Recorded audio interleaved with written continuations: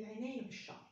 مكملين معاكم في الجزء الثاني باقي نصايحنا فيما يخص العناية بالشعر. وأول نقطة معانا النهاردة واللي لازم تبقي واخدة بالك منها هي إنه الشعر بيكون في أضعف حالاته وهو مبلول.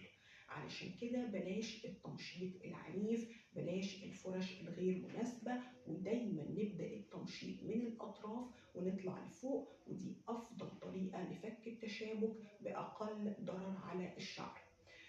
كمان مهم جدا انك تتجنبي الحرارة العالية، لأن الحرارة العالية بتتلف الروابط الكيميائية اللي موجودة داخل الشعرة وبتخلي الشعر يبقى هش وسهل التقصف.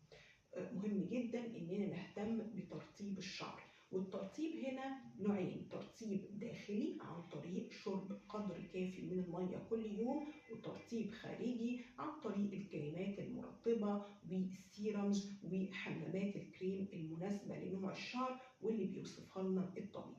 واخر نقطة معانا النهاردة هي التغذية السليمة.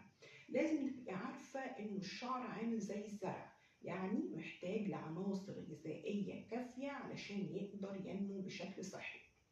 فمهم إننا نتبع نظام غذائي صحي بيحتوي على جميع العناصر الغذائية زي البروتينات، الحديد، الزنك، الفيتامينات، علشان يقدر ينمو بشكل سليم، لأنه أي نقص في العناصر الغذائية بيظهر في صورة تساقط شعر أو في صورة ضعف في نمو الشعر.